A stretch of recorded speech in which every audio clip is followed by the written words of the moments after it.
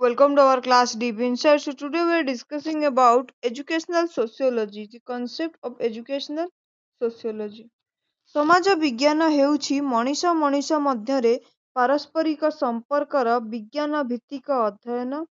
ଏହା ବ୍ୟକ୍ତିର ବ୍ୟକ୍ତିତ୍ୱରେ ସର୍ବୋତ୍ତମ ବିକାଶ ଆଣିବା ପାଇଁ ତାକୁ ସମସ୍ତ ସୁବିଧା ପ୍ରଦାନ କରିବା ଏବଂ ସାମାଜିକ ଦୃଷ୍ଟିରୁ ବ୍ୟକ୍ତିକୁ ସାମାଜିକ ପ୍ରାଣୀ ଭାବରେ ସକ୍ଷମ କରାଇବା ହେଉଛି ଶିକ୍ଷାର କାର୍ଯ୍ୟ। ସମାଜ ବିଜ୍ଞାନ ଶିକ୍ଷାର ମାଧ୍ୟମରେ ସମାଜର ପ୍ରଗତି ଉପରେ ବିଶେଷ ଗୁରୁତ୍ୱ ଆରୋପ କରିଥାଏ। ସମାଜ ବିଜ୍ଞାନ ପରି ଶୈକ୍ଷିକ ସମାଜ ତତ୍ତ୍ୱ ବା ଶୈକ୍ଷିକ ସମାଜ ବିଜ୍ଞାନ ମଧ୍ୟ ସାମାଜିକ ସମ୍ବନ୍ଧ ବା ପାରସ୍ପରିକ ସହଯୋଗାବସ୍ଥାକୁ ଅଧ୍ୟୟନ କରିଥାଏ। ଶୈକ୍ଷିକ ସମାଜ ବିଜ୍ଞାନର ଅର୍ଥ। ଶୈକ୍ଷିକ ସମାଜ ବିଜ୍ଞାନ ହେଉଛି ସାମାଜିକ କାର୍ଯ୍ୟ, ମାନବ ଦଳ ଓ ସାମାଜିକ ପ୍ରତିଷ୍ଠାନ ଯାହାକି ଶିକ୍ଷାର ଆବଶ୍ୟକତା ପୂରଣ କରେ ତାହାକୁ ଅଧ୍ୟୟନ କରିଥାଏ।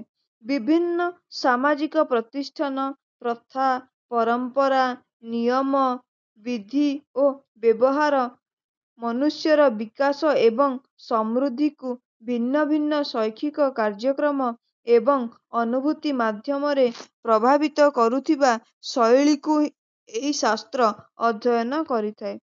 ତାହେଲେ ଶୈକ୍ଷିକ ସମାଜ ବିଜ୍ଞାନ ବା ଏଜୁକେଶନାଲ ସୋସିଓଲୋଜିର ଫାଦର ହେଉଛନ୍ତି ଜର୍ଜ ପାଇନି। ଶୈକ୍ଷିକ ତତ୍ତ୍ୱର ଜନକ ହେଉଛନ୍ତି ଜର୍ଜ ପାଇନି। ତାଙ୍କ ଦ୍ୱାରା ଲିଖିତ ପୁସ୍ତକ ହେଉଛି ଶିକ୍ଷା ସମାଜ ତତ୍ତ୍ୱର ନୀତି ପ୍ରିନ୍ସିପଲ୍ସ ଅଫ୍ ଏଜୁକେଶନାଲ ସୋସିଓଲୋଜିରେ ସେ ଦଳଗତ ଜୀବନ ଉପରେ ଶିକ୍ଷାର ପ୍ରଭାବ ବିଷୟରେ ଆଲୋଚନା କରିଛନ୍ତି। ଆକର୍ଡିଂ ଟୁ ଓଟାୱେ, ଶିକ୍ଷା ସମାଜ ତତ୍ତ୍ୱ ଅନୁମାନ ବା କଳ୍ପନା କରେ ଯେ ଶିକ୍ଷା ଏକ କାର୍ଯ୍ୟ ଯାହାକି ସମାଜରେ ସମ୍ପାଦିତ ହୁଏ ଏବଂ ସମାଜ ଶିକ୍ଷାର ପ୍ରକୃତି ନିର୍ଦ୍ଧାରଣ କରେ। ଶିକ୍ଷା ସମାଜ ତତ୍ତ୍ୱ ଓ ଶୈକ୍ଷିକ ସମାଜ ତତ୍ତ୍ୱ ଅର୍ଥଗତ ଦୃଷ୍ଟିକୋଣରୁ ସମାନ ଅଟେ। ସମାଜ ବିଜ୍ଞାନର ନୀତି ନିୟମ ଯେତେବେଳେ ଶିକ୍ଷା କ୍ଷେତ୍ରରେ ଉଭୟ ତାତ୍ତ୍ୱିକ ଓ ପ୍ରୟୋଗ କ୍ଷେତ୍ରରେ ବ୍ୟବହୃତ ହୋଇ ଅଧ୍ୟୟନ କରାଯାଏ ସେତେବେଳେ ତାକୁ ଶୈକ୍ଷିକ ସମାଜ ବିଜ୍ଞାନ କୁହାଯାଏ। ଡେଫିନେସନ୍ସ ଅଫ୍ ଏଜୁକେଶନାଲ ସୋସିଓଲୋଜି, ଶୈକ୍ଷିକ ସମାଜ ବିଜ୍ଞାନର ସଂଜ୍ଞା। ବ୍ରାଉନ, ଆକର୍ଡିଂ ଟୁ ବ୍ରାଉନ, ସମଗ୍ର ଶିକ୍ଷା ବ୍ୟକ୍ତି ଯୋଗଦାନ କରୁଥିବା ଜାତିର ସାମାଜିକ ସଚେତନତା ଗୁଡ଼ିକ ସମଗ୍ର ଶିକ୍ଷା ଦ୍ୱାରା ଅଗ୍ରଗତି କରିଥାଏ। All educational proceed by the participation of the individual in the social consciousness of the races. Ottaway, ସଂକ୍ଷେପରେ କହିବାକୁ ଗଲେ ଶିକ୍ଷା ଓ ସମାଜ ମଧ୍ୟରେ ଥିବା ସମ୍ପର୍କକୁ ଶୈକ୍ଷିକ ସମାଜ ବିଜ୍ଞାନ କୁହାଯାଏ। The sociology of education may be defined as a study of relations between education and sociology. Robin ସ୍ମିଥଙ୍କ ମତରେ ଶୈକ୍ଷିକ ସମାଜ ବିଜ୍ଞାନ ହେଉଛି ବୈଜ୍ଞାନିକ ପଦ୍ଧତି ଏବଂ ଶିକ୍ଷାକୁ ଅଧ୍ୟୟନ କରୁଥିବା ସମାଜତାତ୍ତ୍ୱିକ ନୀତି। Educational sociology is the application of the scientific methods and principles of sociology to the study of education।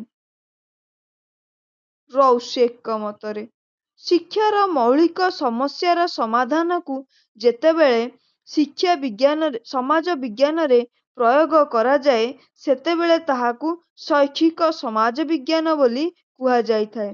Educational sociology is sociology applied to the solution of fundamental educational problems। George ପାଇନି, George ପାଇନିଙ୍କ ମତରେ ଶୈକ୍ଷିକ ସମାଜ ବିଜ୍ଞାନ ହେଉଛି ଏକ ବିଜ୍ଞାନ ଯାହା ସାମାଜିକ ସମ୍ପର୍କକୁ ଆଲୋଚନା ଏବଂ ବର୍ଣ୍ଣନା କରିଥାଏ। ଏହା ମାନବକୁ ଅନୁଭୂତି ପ୍ରଦାନ କରେ ଏବଂ ଗୋଟିଏ ସମାଜକୁ ସଂଗଠିତ କରିଥାଏ। Educational sociology is a science which describes and discusses processes of social relation which give experience to an individual and organizes a society। ତାହେଲେ ଶୈକ୍ଷିକ ସମାଜ ବିଜ୍ଞାନର ପ୍ରକୃତି କ'ଣ ରହୁଛି ଦେଖିବା। ନେଚର ଅଫ ଏଜୁକେଶନାଲ ସୋସିଓଲୋଜି, ଶିକ୍ଷା କ୍ଷେତ୍ରରେ ସମାଜତାତ୍ତ୍ୱିକ ନୀତି, ନିୟମ, ଫଳାଫଳ ବା ସିଦ୍ଧାନ୍ତର ପ୍ରୟୋଗକୁ ଶୈକ୍ଷିକ ସମାଜତତ୍ତ୍ୱ କୁହାଯାଏ। ଶୈକ୍ଷିକ ସମାଜ ବିଜ୍ଞାନ ଏକ ଚୂଡ଼ାନ୍ତ ବିଜ୍ଞାନ। ସମାଜର ରୀତିନୀତି, ଚାଲିଚଳନ, ପରମ୍ପରା, ପ୍ରଥା, ସଂସ୍କୃତି ଇତ୍ୟାଦି ସବୁକିଛି ଶିକ୍ଷାରେ ହିଁ ପ୍ରତିଫଳିତ ହୋଇଥାଏ। ସେଥିପାଇଁ ଶିକ୍ଷାକୁ ସମାଜର ଏକ ସମ୍ପାଦିତ କ୍ରିୟା ରୂପେ ବିବେଚନା କରାଯାଏ। ଏ ଦିଗରେ ଘଟୁଥିବା ଘଟଣାର ସ୍ପଷ୍ଟ ବା ଚୂଡ଼ାନ୍ତ ମତାମତ ଶୈକ୍ଷିକ ସମାଜତତ୍ତ୍ୱ ପ୍ରଦାନ କରିଥାଏ। ଶୈକ୍ଷିକ ସମାଜ ବିଜ୍ଞାନ ଏକ ସାଧାରଣ ବିଜ୍ଞାନ ଅଟେ। ଶୈକ୍ଷିକ ସମାଜ ବିଜ୍ଞାନ ଶିକ୍ଷା କ୍ଷେତ୍ରରେ ଉପୁଜୁଥିବା ବିଭିନ୍ନ ସାମାଜିକ ସମ୍ପର୍କଗୁଡ଼ିକର ଗଠନ, ଆକୃତି ଓ ପ୍ରକୃତି ସମ୍ପର୍କୀୟ ସାଧାରଣ ନୀତି ଓ ନିୟମ ପ୍ରଣୟନ କରୁଥିବାରୁ ଏହାକୁ ସାଧାରଣ ବିଜ୍ଞାନ ବୋଲି କୁହାଯାଏ। ଶୈକ୍ଷିକ ସମାଜ ବିଜ୍ଞାନ ଏକ ଅମୂର୍ତ୍ତ ବିଜ୍ଞାନ ଅଟେ। ଶିକ୍ଷା କେବଳ ବ୍ୟକ୍ତିର ଜ୍ଞାନ ଆହରଣର ମାତ୍ରାରେ ପରିବର୍ତ୍ତନ ଆଣେ ନାହିଁ, ଏହା ମଧ୍ୟ ବ୍ୟକ୍ତିର ଚିନ୍ତାଧାରା, କାର୍ଯ୍ୟକଳାପ, ଅଭ୍ୟାସ, ଦକ୍ଷତା, ଆଗ୍ରହ ଏବଂ ମନୋବୃତ୍ତି ଇତ୍ୟାଦିର ସାମର୍ଥ୍ୟରେ ପରିବର୍ତ୍ତନ ଆଣିଥାଏ। ତେଣୁ ଶିକ୍ଷା କ୍ଷେତ୍ରରେ ଶୈକ୍ଷିକ ସମାଜତତ୍ତ୍ୱ ମାନବିକ ଘଟଣା, ବ୍ୟବହାର ଓ ପ୍ରକୃତିର ସ୍ୱରୂପକୁ ଅଧ୍ୟୟନ କରିଥାଏ।